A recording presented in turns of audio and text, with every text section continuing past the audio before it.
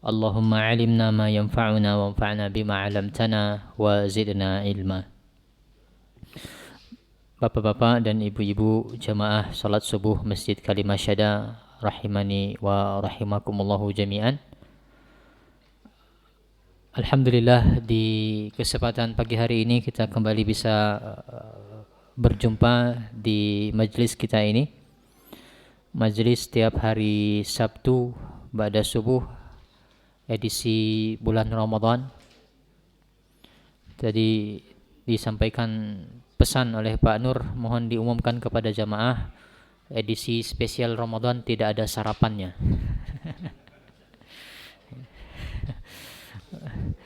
Baik, artinya Pak, kita sudah 1 tahun kita berkenalan Pak ya. Berarti saya ingat dulu pertama kali saya hadir di sini adalah bulan Ramadan.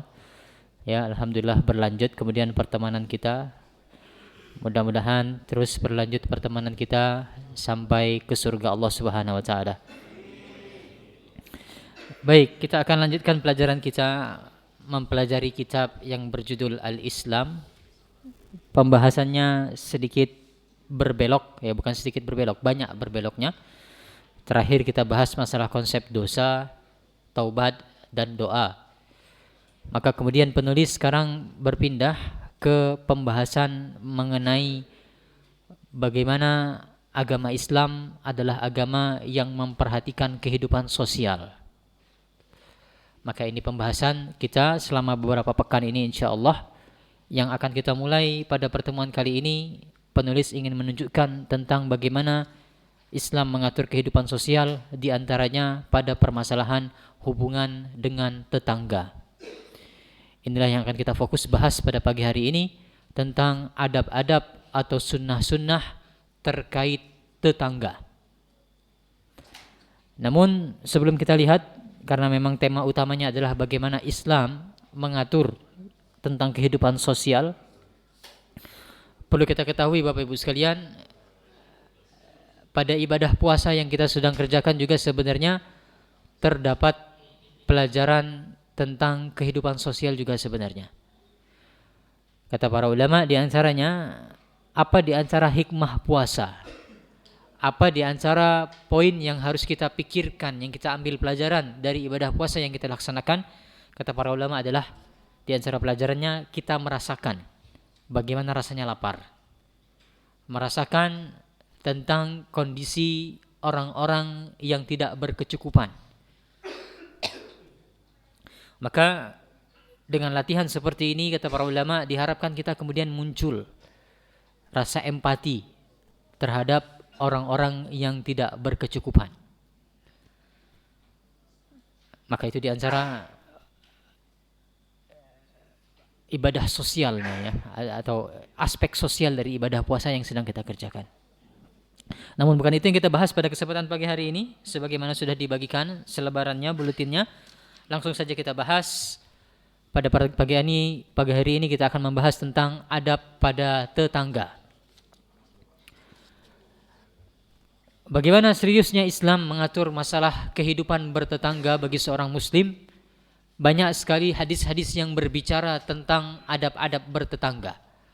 Hadisnya jumlahnya puluhan atau bahkan ratusan yang membicarakan tentang adab-adab bertetangga. Kita baca sebagiannya di kesempatan pagi hari ini. Sudah saya kelompokkan adab-adab kepada tetangga dengan poin-poin. Saya tuliskan ada 11 poin insyaallah yang akan kita bahas adab kepada tetangga. Yang pertama, adab kepada tetangga hukumnya adalah haram untuk menyakiti tetangga dalam bentuk apapun. Secara verbal, secara fisikal, hukumnya haram. Menyakiti fisik, menyakiti hati, menyakiti pandangan diharamkan, keras bahkan keharamannya dalam agama kita. Kita baca beberapa hadis terkait hal ini. Nabi kita Muhammad sallallahu alaihi wasallam bersabda, "Man kana yu'minu billahi wal yawmil akhir fala yu'zi jarahu." Barang siapa yang dia beriman kepada Allah dan hari akhir, janganlah dia menyakiti tetangganya. Ya, kalau terjemahannya di sana sedikit berbeda lafadznya. Kalau di sini hadis yang muncul di sini adalah barang siapa yang beriman kepada Allah dan hari akhir, hendaknya dia memuliakan tetangganya. Ya, falyukrim jarahu, hendaknya dia memuliakan tetangganya. Dalam lafaz lainnya disebutkan janganlah dia menyakiti tetangganya. Maka lihat bagaimana Allah Subhanahu wa taala mengaitkan antara keimanan dengan hubungan bertetangga. Haram hukumnya bagi orang-orang beriman menyakiti tetangganya. Hadis yang lebih menarik lagi terkait hal ini, hadis berikutnya nomor 2 saya tuliskan di sana, diriwayatkan dari Abu Hurairah bahwasanya sekelompok orang atau seorang laki-laki bertanya kepada Rasulullah, "Ya Rasulullah, inna fulanah yuzkaru min kasrati salatiha wa siyamiha wa sadaqatiha." Wahai Rasulullah, ada seorang perempuan fulanah, dia terkenal banyak salat, terkenal banyak puasa, terkenal banyak sedekahnya. Ghaira annaha tu'zi jiranaha bilisaniha. Akan tetapi dia punya satu kekurangan, yaitu dia suka menyakiti tetangganya dengan lisannya. Lihat Pak, yang disebutkan dalam kasus ini adalah menyakiti tetangga dengan lisan. Sehingga menyakiti itu tidak harus secara fisik, tapi dengan lisan juga bisa. Maka Nabi kita Muhammad SAW menjawab, hiya finnar. Orang tersebut atau perempuan tersebut tempatnya di neraka. Lihat, salat, zakat, salat, sedekah dan berpuasa, namun dia menyakiti tetangganya dengan lisannya, kata Nabi, hiya finnar. Perempuan tersebut tempatnya di neraka. Lalu kasus yang kedua, kata Nabi kita, kata laki-laki tersebut, ya Rasulullah, wahai Rasulullah, fa inna fulanah yuzkaru min qillati siyamiha wa sadaqatiha wa salatiha. Ada perempuan lainnya, salatnya sedikit, puasanya sedikit, sedekahnya sedikit, wa innaha tasaddaqu bil awsar min al iqti wa la tu'zi jiranaha bilisaniha.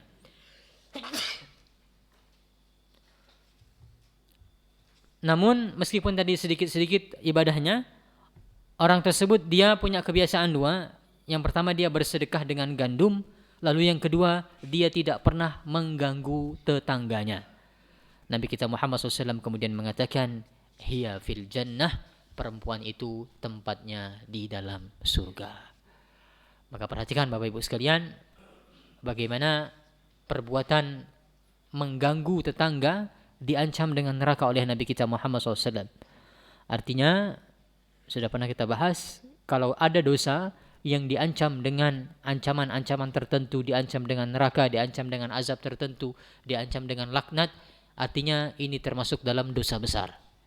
Dalam Islam, mengganggu tetangga termasuk dalam kategori dosa besar. Yang kedua, di antara adab kepada tetangga, hendaknya seseorang itu dia memberikan rasa aman kepada tetangganya. Diriwayatkan oleh Abu Hurairah bahwasanya Nabi kita Muhammad sallallahu alaihi wasallam bersabda, la yadkhulul jannata man la ya'manu jaruhu bawa'iqahu. Tidak akan masuk surga seseorang yang tetangganya tidak merasa aman dari gangguan-gangguannya. Sekali lagi, dalam lafaz hadis aslinya, ya, diterjemahnya sedikit berbeda. Nabi kita Muhammad SAW bersabda, tidak akan masuk surga salah seorang di antara kalian orang-orang yang tetangganya tidak merasa aman dari gangguannya.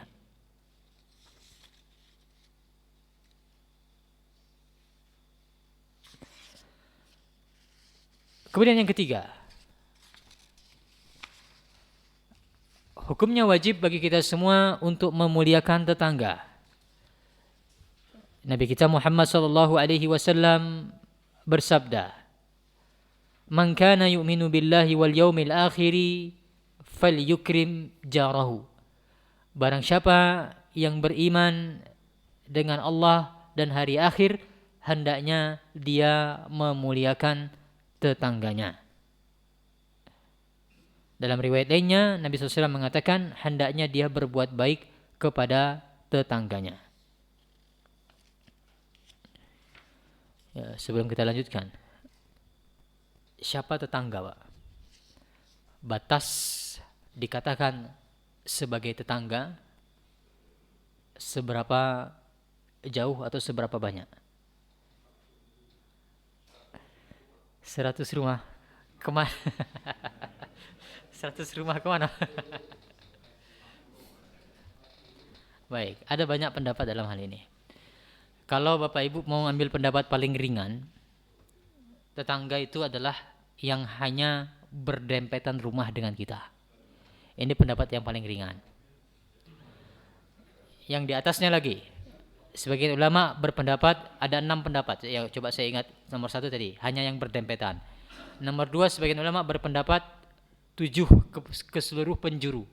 7 ke kanan atau 7 ke utara, 7 ke selatan, 7 ke barat, 7 ke timur, itulah tetangga. Yang lebih tinggi dari itu lagi 40 rumah, Pak. Ini yang lebih tinggi lagi.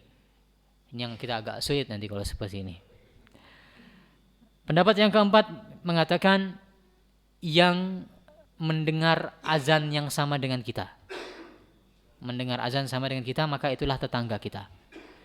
Pendapat kelima mengatakan orang-orang yang sholatnya di masjid yang sama dengan kita. Ini pendapat kelima. Pendapat keenam, inilah pendapat yang lebih kuat, wallahu a'lam, adalah tetangga itu kembali kepada definisi yang berlaku di sebuah tempat sesuai dengan adat istiadatnya. Siapa yang menurut kita di tempat kita, menurut kebudayaan kita saat ini di Jogja, di Sleman, teranggap sebagai tetangga, maka itulah tetangga. Karena masing-masing beda, masing-masing tempat, masing-masing zaman itu bisa berbeda-beda, Pak. Ya, saya pengalaman tinggal di negeri barat itu, orang itu kalau kenal rumah kedua, Pak, ya, yang normal itu cuma kenal orang sebelah. Sudah kenal orang nomor kedua dari rumahnya, itu sudah prestasi. Ya, kenal nomor 2 itu sudah prestasi. Nomor 3 itu sudah jarang-jarang, Pak, orang kenal. Nah, ini kalau kebudayaan di negara barat seperti itu, maka orang nomor 2, nomor 3 ini sudah tidak kita katakan tetangga lagi. Ya, dia tetangga saya, orang jarak 3 rumah dari kita, sudah sulit karena memang kebudayaan mereka seperti itu. Ya, tidak kuat jiwa sosialnya seperti kita di Indonesia. Nah, adapun di tempat kita, kira-kira gimana, Pak? Menurut kebudayaan orang sini tetangga itu siapa, Pak? Wallahu alam, kalau saya selama ini yang saya anggap adalah yang satu RT, Pak.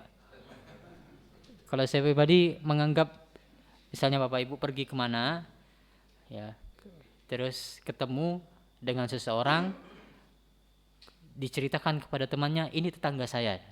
Nah, siapa kira-kira? Ya, kita sebutkan ini tetangga saya dekat rumah saya, yang satu RT ya, atau satu kampung ya, Pak ya. Mungkin tergantung, kalau kampung tergantung kampungnya juga, seberapa besar kampungnya.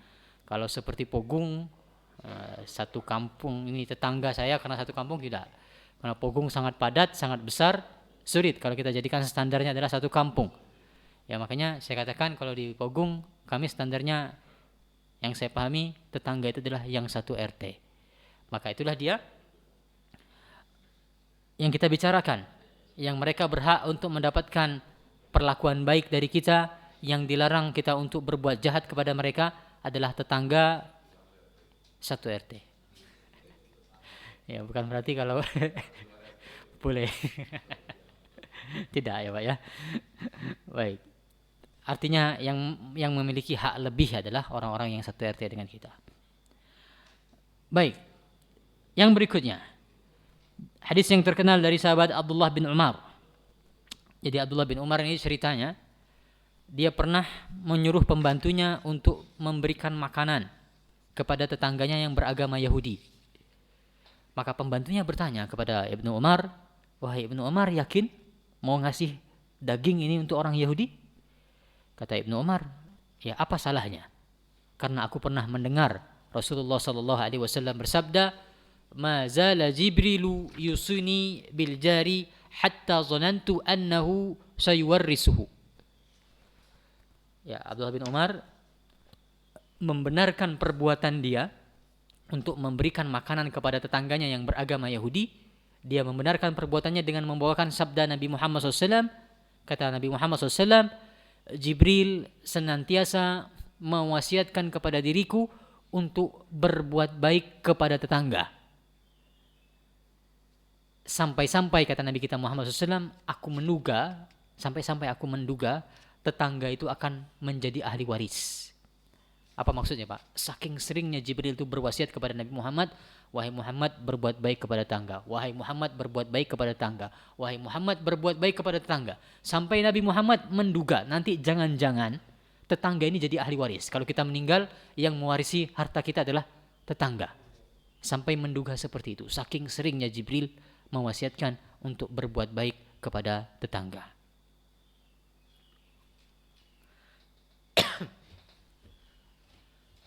Kemudian di antara bentuk berbuat baik tersebut saya tuliskan di sana yaitu memberikan hadiah kepada tetangga.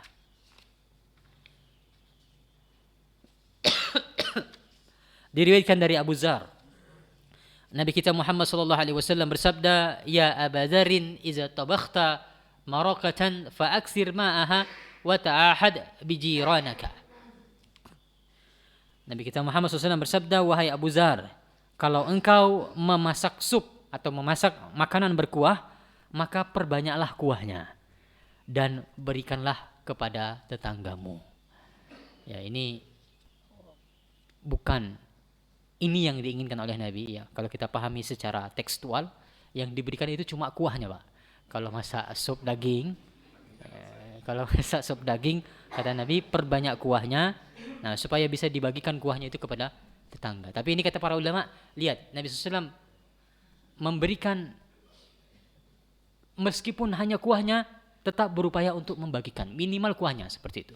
Ya, untuk menunjukkan bahwasanya jangan sampai terlewat untuk memberikan hadiah, lebih-lebih kalau kita memasak yang masakannya itu tercium oleh tetangga, maka ini sangat-sangat ditekankan untuk membagikan makanan tersebut kepada para tetangga.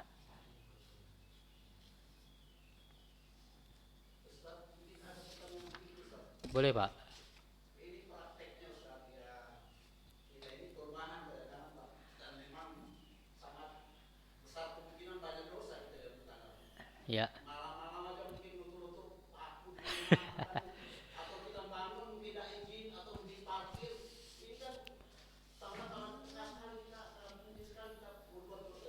Ya. Jadi mohon karena itu ada teori. Tapi prakteknya di tetangga hal seperti yang kecil-kecil itu juga kita tidak sadar kadang-kadang parkir mobil kadang-kadang orang parkir motor kadang ini permasa sebentar juga tutup malam-malam tutup paku atau kita membantu tanpa izin dari tetangga yang lain kita juga sangat membuat kita sangat peka sekali untuk ketika kita berbuat dosa terutama.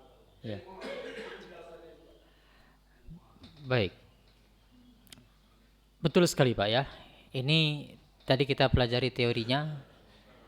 Ya, prakteknya adalah kita sendiri yang masing-masing yang lebih tahu bagaimana di kondisi tempat tinggal kita masing-masing. Namun secara umum tadi sebagaimana sudah disebutkan, ya kita memang harus lebih peka Pak. Contoh-contoh bentuk gangguan kepada tetangga itu macam-macam beragam. Ya, kasusnya itu berbeda-beda Pak, mengganggu tetangga itu. Terakhir yang viral di Facebook saya lihat itu, tetangga itu buangan kolam lelenya ke rumah tetangganya Pak. Ini. Ada yang melihat video itu? Ini lagi viral akhir-akhir ini. Ya, sampai tetangganya emosi kemudian ya diapakan kolamnya saya tidak paham, dirusak ya karena dia membuang buangan air kolam lele. Bayangkan Pak betapa busuknya baunya ke rumah tetangganya. Nah, namun intinya ya kasusnya berbeda-beda, memang kita harus lebih peka terhadap hal ini. Masalah parkir tadi disebutkan, ya kita harus peka, sebisa mungkin jangan sampai mengganggu, membangun rumah sebisa mungkin jangan sampai mengganggu.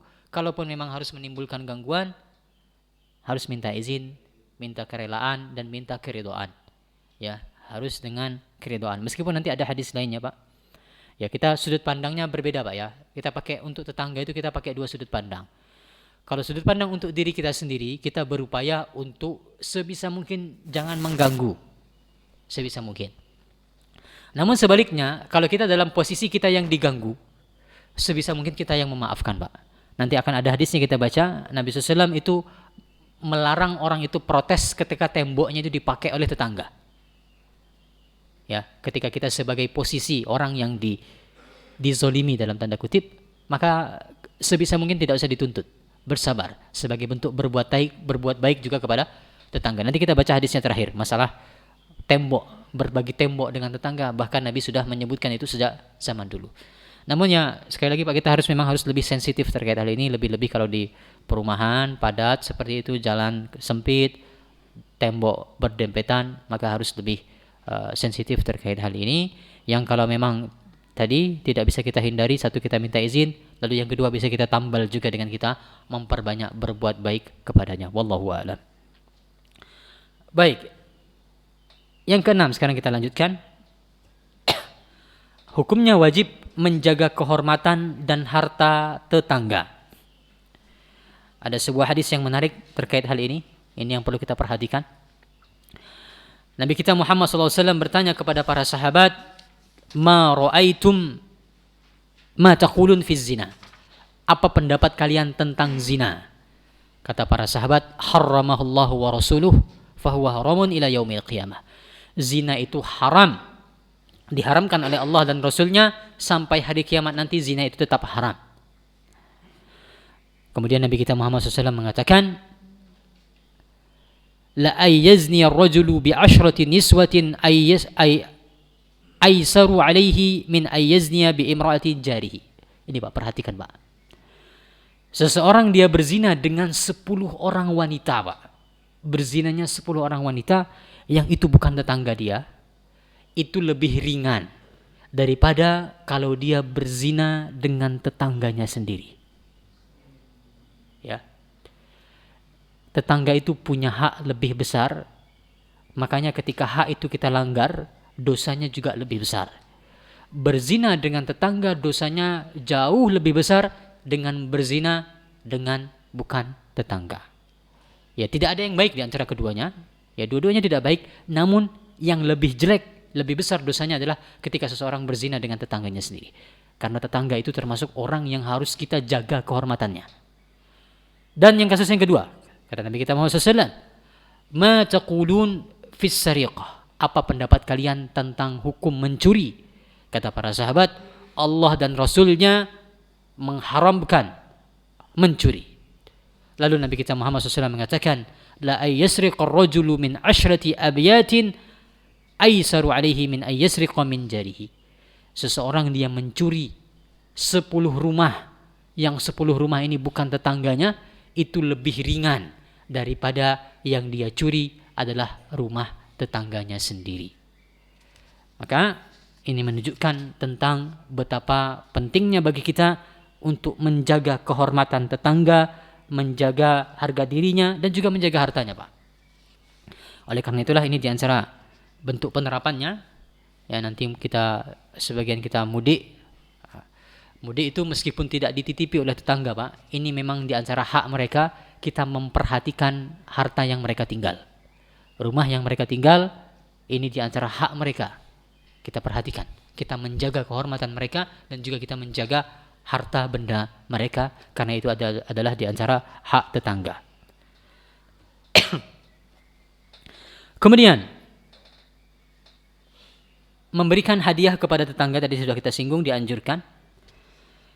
Namun yang lebih diutamakan, kalau kita hanya punya satu hadiah misalnya, yang lebih diutamakan adalah tetangga yang lebih dekat. Ya, lebih dekat jarak pintunya. Dalam lafaz hadisnya seperti itu.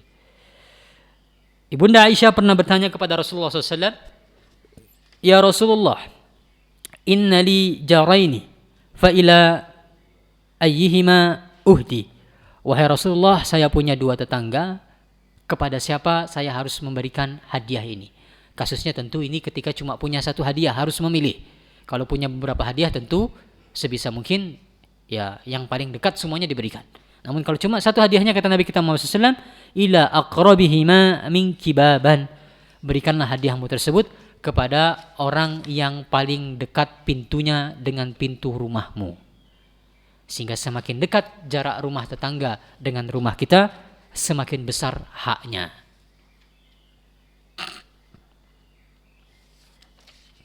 Kemudian menurut sebagian ulama di antara hal yang baik untuk diberikan kepada tetangga adalah susu ya. Karena ini pernah terjadi di zaman Nabi kita Muhammad SAW. Dulu Rasulullah tidak punya makanan sama sekali, tidak pernah asap mengepul di rumah Nabi, artinya para istri Nabi tidak pernah memasak karena memang tidak punya makanan. Disebutkan dalam hadis tersebut yang kemudian banyak memberi makanan kepada Rasulullah SAW adalah tetangga-tetangga beliau, dan yang diberikan adalah berupa susu. Kemudian yang kesembilan, tidak meremehkan hadiah untuk tetangga. Nabi kita Muhammad SAW bersabda, wahai para wanita muslimah, janganlah salah seorang di antara kalian meremehkan tetangganya meskipun hanya dalam bentuk memberikan hadiah berupa kaki domba. Nah ini yang terakhir, yang nomor 10 maaf, yang tadi saya sebutkan. Tidak menghalangi tetangga jika ingin memanfaatkan tembok di rumah. Diriwayatkan dari Abu Hurairah bahwasanya Rasulullah SAW bersabda, la yamna'u jarun jarahu ay yaghriza khashabahu fi jidarihi. Seorang tetangga yang memiliki tembok tidak boleh dia melarang tetangganya untuk meletakkan kayu di temboknya. Tidak boleh, dilarang. Jangan dilarang maksudnya. Abu Hurairah kemudian mengatakan, mengapa aku melihat kalian tidak mempraktekkan hadis ini? Demi Allah, sungguh aku akan bebankan hadis tersebut di pundak-pundak kalian. Jadi Abu Hurairah pernah melihat sekelompok orang yang mereka melarang tetangganya untuk menyandarkan kayu. Yang menyandarkan kayu di sana maksudnya adalah untuk pondasi, Pak. Ya, jadi langsung disambungkan ke tembok tetangganya. Sebagian orang ketika itu tidak mau, maka Abu Hurairah mengingkari. Jangan kalian larang mereka, karena aku pernah mendengar Rasulullah SAW melarang orang untuk melarang tetangganya meletakkan kayu di temboknya sendiri. Kemudian yang terakhir, Nabi kita Muhammad SAW juga bersabda, la yu'minu ahadukum hatta yuhibba li akhihi aw qala li jarihi ma yuhibbu li nafsi. Tidak beriman salah seorang di antara kalian sampai dia mencintai saudaranya atau mencintai tetangganya sebagaimana dia mencintai dirinya sendiri. Ya, jadi cintailah tetangga kita sebagaimana kita mencintai diri kita sendiri. Ketika kita tidak suka diganggu, maka jangan mengganggu tetangga. Ketika kita suka orang lain berbuat baik kepada kita, maka hendaknya kita juga berbuat baik kepada tetangga. Wallahu alam. Mohon maaf Bapak Ibu sekalian, saya tidak bisa lama pada pagi hari ini karena ada urusan mendesak di rumah. Silahkan bagi Bapak Ibu yang ingin menunggu waktu syuruk bisa manfaatkan dengan membaca Al-Quran, berzikir pagi atau pekerjaan-pekerjaan yang lainnya yang bermanfaat. Kita cukupkan, mungkin kita buka sedikit untuk tanya jawab, barangkali ada yang ingin ditanyakan.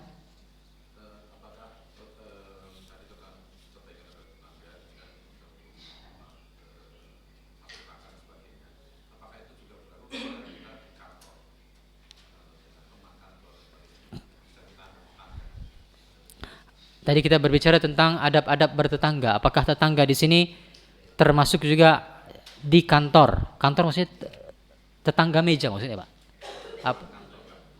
Teman kantor. Ya, kalau teman kantor tidak termasuk, Pak, ya. Tidak termasuk dalam pembahasan adab-adab tetangga tadi. Tetap kita diperintahkan untuk berbuat baik kepada mereka, namun adab-adab yang kita bahas tadi tidak berlaku bagi teman-teman di kantor. Wallahu a'lam. Monggo.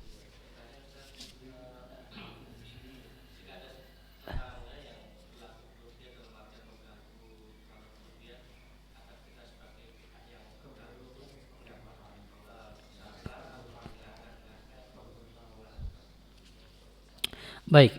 Innallaha ya'muru bil adli wal ihsan. Allah memerintahkan untuk berbuat adil dan berbuat ihsan. Apa itu berbuat adil? Berbuat adil itu kita memberi yang sepadan. Ketika kita dizolimi oleh orang, maka di antara definisi adil ketika kita dizolimi oleh seseorang, kita boleh untuk menuntut hak kita yang dizolimi tersebut, atau kita boleh membalas dengan yang setimpal. Ini masih tergolong dalam kategori adil ketika ditimpali dengan sesuatu yang sama. Namun level tertinggi dalam kita beragama adalah level ihsan. Allah memerintahkan kita untuk berbuat adil dan berbuat ihsan. Ihsan itu lebih tinggi daripada adil, Pak. Apa itu ihsan? Ihsan itu adalah ketika seseorang haknya diambil, dia tidak menuntutnya, dia niatkan ini sebagai sedekah dari saya. Maka ketika kita dizalimi oleh orang, Pak, kita punya hak untuk menuntut, boleh. Tuntut balik apa yang diambil dari kita, hukumnya diperbolehkan. Tapi kalau mau yang lebih baik, level yang paling tinggi dalam agama kita adalah berbuat ihsan, yaitu tidak usah dituntut, saya sedekahkan sebagai tabungan kebaikan bagi diri saya. Wallahu a'lam.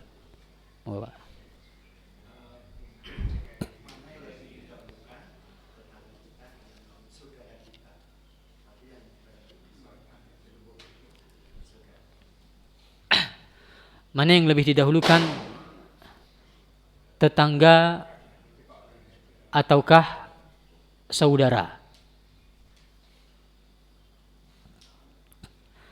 Wallahu alam, kalau kasusnya yang pertama, kalau bisa kita pilih dua-duanya, maka yang paling aman adalah kita pilih kedua-duanya. Dalam artian berbuat baik kepada tetangga ya iya, berbuat baik kepada saudara kita sendiri ya iya. Diberikan hadiah kepada tetangga iya, diberikan hadiah kepada saudara kita iya juga. Namun kalau memang harus memilih salah satu, hadiahnya memang satu, ini kita harus memilih siapa? Wallahu alam, kalau kasusnya adalah hadiah, Pak, maka yang lebih diutamakan adalah tetangga. Kalau kasusnya adalah hadiah, ya berdasarkan hadis-hadis yang ada, yang saya pahami memang lebih menekankan kepada tetangga, karena di antara pertimbangannya adalah ya tetangga yang dia melihat kita lalu lalang membawa benda-benda tertentu, maka dalam rangka menjaga perasaannya. Namun kalau dalam perbuatan-perbuatan yang lainnya, misalnya dalam hal berbuat baik, dalam hal misalnya dakwah, dalam hal mengajarkan agama, ini yang lebih kita utamakan adalah saudara kita, bukan tetangga kita. Karena hak saudara lebih besar dalam hal ini berdasarkan firman Allah Subhanahu wa taala, ya ayyuhallazina amanu qu anfusakum wa ahlikum nara. Wahai orang-orang beriman, jagalah dirimu dan keluargamu dari api neraka. Allah perintahkan menjaga diri kita dan kemudian baru keluarga kita dari api neraka. Jadi kasuistik, Pak, ya. Kalau dalam masalah hadiah, wallahu a'lam, yang lebih diutamakan adalah tetangga. Tapi kalau dalam kebaikan, misalnya dalam hal dakwah, mengajarkan agama, menyampaikan ilmu, ini lebih kita utamakan anggota keluarga kita sendiri. Wallahu a'lam, itu yang bisa saya jawab. Satu lagi mungkin kalau ada.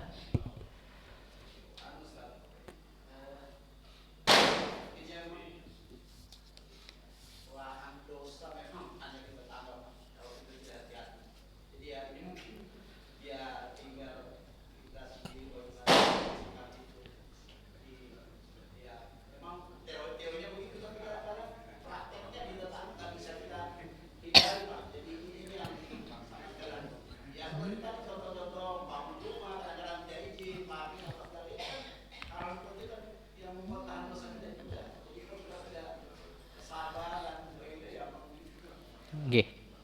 Ya, perlu kita latih memang, Pak, perlu kita latih, perlu banyak-banyak bermohon kepada Allah Subhanahu wa taala semoga dimudahkan untuk mengamalkan apa yang telah kita pelajari tadi.